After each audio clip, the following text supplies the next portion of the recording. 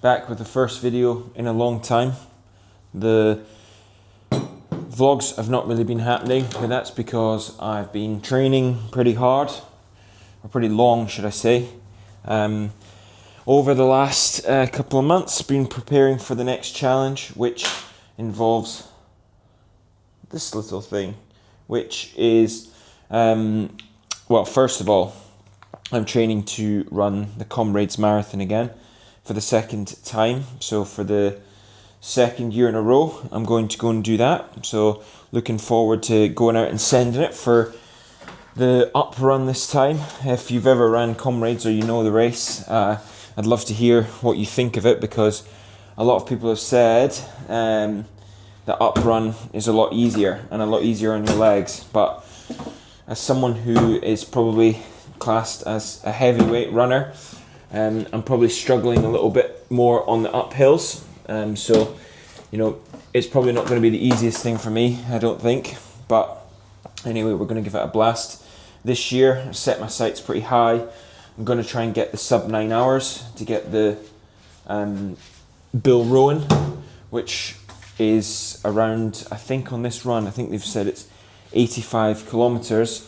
So it should be around 5:55 to 6 pace, but obviously that's including all the different hills as well. So obviously I think if you work out the sort of average, I'll probably have to be running maybe like a 5:40 on the actual runs, and the rest of the stuff on the walks it will be a hell of a lot slower, but that's the plan. I'm going to do that. So training for the Comrades. So mileage has been a bit down actually since the Vienna Marathon.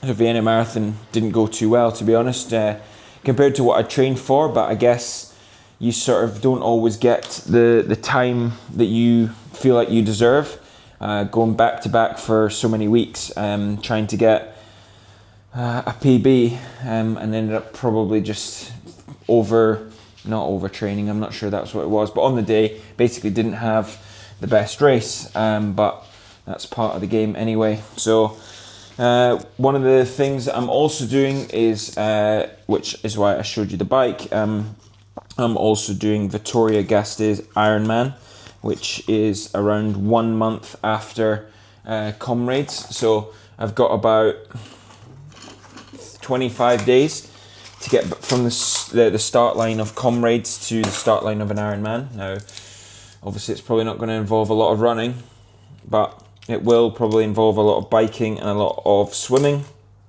which is exactly where I'm going now. So the purpose of today's video, just have a little update, go on a little swim, and then going out to the beach club for the day. So should be pretty good. Overall, the training for Ironman has been pretty fatiguing. So I wouldn't say, maybe I'm not doing it right, but I've been doing about 18 hours a week for the past 3 or 4 weeks. Obviously majority of that coming on the bike. Sadly the bike is not really where I was hoping that it would be at this stage, but that's probably due to negligence and nothing else. But off the back of having the blood clotting issue that I had last year, basically I found that my power was around 50% of what it was before. So I found that I'm really struggling to get that back. And obviously normally with a sort of bike build, you get back to I'd say 90% fitness, and then obviously the last 10% is where you sort of have to really work for, but normally you get back to feeling pretty relatively fit pretty quickly. But unfortunately I've sort of found that that's not really happened. It's probably been like got to 60% fitness within a couple of weeks, and then all the harder intervals and stuff have been a bit more of a drag. So that's been pretty brutal, but overall feeling all right. The swim has definitely got better. I'm not sure I would probably say that I'm much faster. I'd probably say that I'm just a bit less fatigue resistant, so I'm definitely getting better at swimming longer. Last week I did about 12k swimming, which was my longest swim was a 3.8 continuous, which is the first time that I've done the full distance of the swim. So that was obviously a bit of a challenge, but I would say compared to the other sports, I'd say swimming's probably the easiest one. trying to go and do a swim session today. So the swim sessions today is 10 times 200 with pool boy, where I'm going to do every alternate one with paddles. So the plan, which I've been following, gets me to do this at like sub CSS pace, so like around 2 to 2:05. But I've been finding the last couple of weeks when I've been doing this session or a similar session, it's actually hard. It gets to a point where it's actually harder to swim slower, which I mean is good. Obviously, it's things that the technique means that the technique and stuff's working. So pretty happy with that. But yeah, I'm just going to go down and give it a blast and see how I go. Like last night, I went to the track and did the track workout, which was 8 times 400 and then 6 times 200. So the 400s being at about RPE 8 and the 200s being at RPE 9, which is a good solid push. A bit of fast leg turnover and speed work, which, to be honest, is not really required for in the Ironman. But I mean, I just honestly felt like yesterday I felt like I needed to get some sort of faster stuff and get the body going. I feel like I've been dieseling a little bit.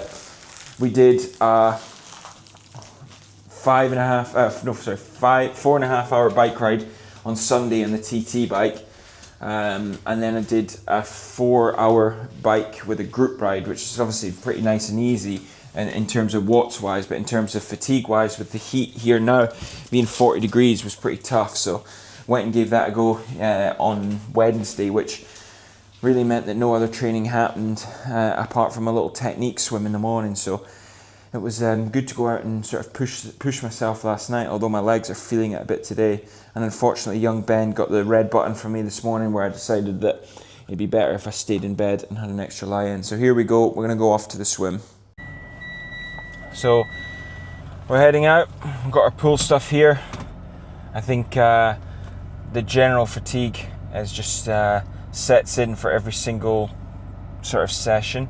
And I would say once you get going, everything's absolutely fine, but the sort of immediate desire to just jump in and go straight into the session is probably a little bit low, but that's to be expected. You can't obviously expect to be fully motivated for everyone. Last night's running session really filled me with a bit of confidence though, because I know because I've been tracking it, but my overall aerobic fitness is definitely the best it's ever been. My heart rates on my recovery runs, my bikes and stuff have been absolutely incredible. Obviously, as soon as I start to touch those higher zones, my time to fatigue in those higher zones is just obviously a bit quick compared to normal. But my recovery, if I go into the higher stuff, is definitely a lot faster, probably with just being a lot more aerobically fit, which is really nice. Yesterday I probably wasn't able to keep up or sort of push quite as quick as I thought that I might be able to. I don't know what I was thinking, because I've not really done a proper track session in about 4 months, but I thought that I'd be able to push the speeds a little bit faster, but unfortunately I wasn't. However, on the recoveries between the sets, and they really were sort of pretty quick to get the heart rate back down. Obviously it was 42 degrees or something, so it's a pretty hard push, but overall pretty happy. One of the benefits of training for an Ironman out here is the fact that there is a pool 7 minutes from me. It's like state of the art, really, outside. It's a 25 meter pool, but it's absolutely perfect for what I need it for. And just basically there's never anybody there. There's occasionally some kids and stuff doing a little session, but overall pretty quiet. And just to be that close is pretty decent. I guess if you were probably living somewhere a bit cooler, there's a possibility that you might even just take a little bike down there and get a little bit of a warm-up in, or maybe even run there. But to be honest, with the fatigue the way it's at, in 36, 37 degrees at 10 to 8 in the morning, I don't think that's really an option. By the time you get your bag on there, cycle down, you'll be already absolutely sweating. It's just not worth it. So we'll take a little drive down there, and see how it goes. Something we've been speaking about is, and I sometimes speak about it on this channel, is like weight loss during endurance sports. Now, you would think 20 hours a week training, I would be, definitely getting sort of losing a lot of weight and struggling to keep up with the food, but to be honest, I don't think that has ever been my issue, and it doesn't seem to be an issue at the minute. I'm sort of still around the same weight that I was at the start, but overall I would probably like to be a bit lighter or have a bit better sort of power to weight ratio for the bike, and then obviously just being slightly lighter on the run does make a massive difference to sort of how you're feeling. But basically I've not managed to lose any actual weight, so looks like we're going into it slightly heavier, but that's okay. Just been trying to fuel most of the sessions, and then on really easy and recovery stuff, like anything sort of zone 1 or super easy, I've been doing it like partially fasted, which I know a lot of people who have been watching these videos will know that I'm not really massive on the fasting element of stuff, so like I don't really think it's that good of an idea, but so far it's been okay. And I'm talking about when there's any sort of zone 2 work or any sort of work that requires any intensity, then obviously I've not been doing that fasted, because that requires fuel for the work, with probably still about 40% of your calories coming from for the energy required coming from carbs. So it's been sort of stuff that's been really, really easy, that's just been basically just spinning around, or easy recovery runs, which to be honest I've been enjoying. And I quite like, sometimes if you're doing an easy swim in the morning, I quite like going there and doing that fasted. However, I've not done that today, just with the extra track work last night, and then just with the swim being a pretty voluminous session with about 3,300 meters in total. I thought, well, a little bowl of Weetabix won't hurt. So a little bowl of Weetabix and a little coffee. Still on the decaf hype, so having my little decaf on the way to the swim. So I've been enjoying doing that for the last 4 or 5 weeks. Obviously still drinking lots of coffee, but it just means that it's decaffeinated. But I'm sleeping better overall, and feeling pretty decent about it, so that's pretty good. And definitely one of the biggest things is, I would say that there's been a massive reduction in the sort of feeling of anxiety. So any sort of anxiety feelings that I've been having have been sort of reduced.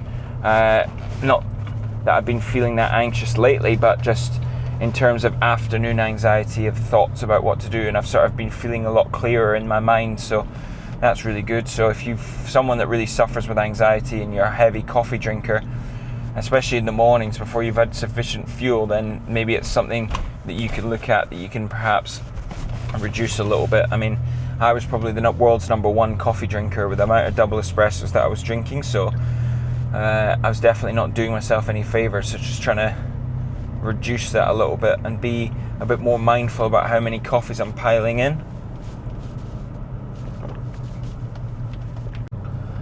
You can't beat the weather, to be fair. Nice sunny day. It does make a big difference to your mindset when you sort of wake up every day and knowing that it's going to be nice sunny weather.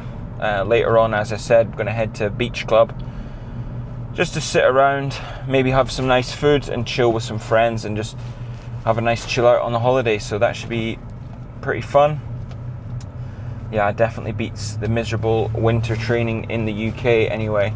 If you've been training up for, an Ironman, or if you're going to Vitoria, then would obviously love to hear it. Not that there's going to be that many people watching this, but or if you've ever considered doing an Ironman and want to know what it entails, happy for you to shoot me a message. Obviously, I've not completed it yet, so it could all go wrong, but I'm sure on the day, hopefully I'll be able to endure, providing that I don't absolutely ruin myself on the Comrades build.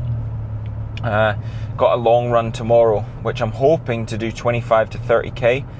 However, it's just so difficult to do that in the heat these days. Like, it's just really, really tough. So I'm just hoping that all the strength training and everything else around it sort of built me up for, the strength in my legs to be able to endure.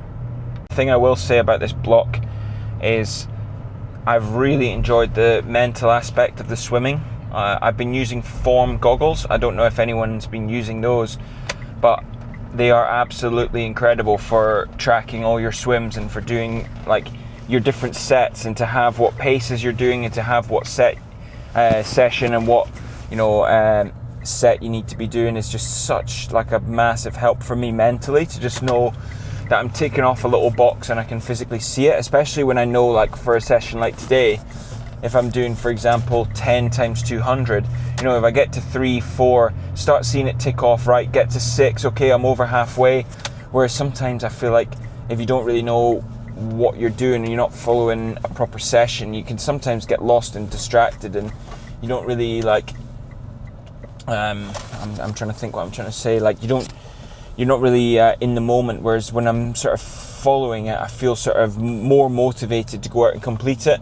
And then also knowing at the end that I've got like the big fat tick completion next to the session, that means a lot more to me, to see that I've got it on there.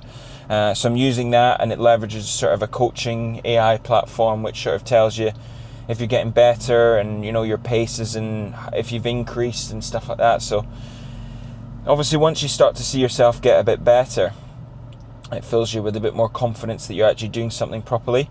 And it's made me think about next time I go and do like a 70.3 or one of the shorter distance triathlons, that these longer swims really do sort of benefit you. And I mean, it's so obvious to say that if you do something more, you're going to get better at it, but I've really enjoyed it, and it's such good supplemental training. And I think it sort of goes into what I was saying earlier about the strongest aerobically I've ever been. I don't think that's any coincidence that's because I'm doing so much swimming on top of it. So really keeping the sort of heart healthy, and yeah, just overall enjoying the process. So I'm going to go in and do my swim now, and then let's see how it goes. I'll give you an update. Well, that was completely solid. Just did my 10 200s with pull boy, followed by 4 times 50 meter kick. Forget it. That was just, there's no progression on last time, and just generally probably felt worse. I'm not sure, just energy levels from the track last night. Just feeling a bit flat, to be honest, but I mean, I did it 3k, which is something.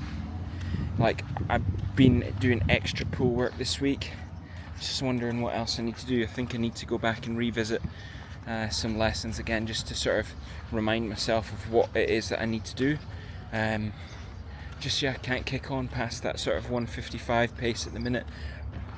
Can obviously do that a lot faster for shorter ones, but definitely struggling with some issues with body position. But anyway, it's done now. Now we're going to go off to the pool. Day in the life of Ironman training. Obviously it's holidays, so a nice day at the pool.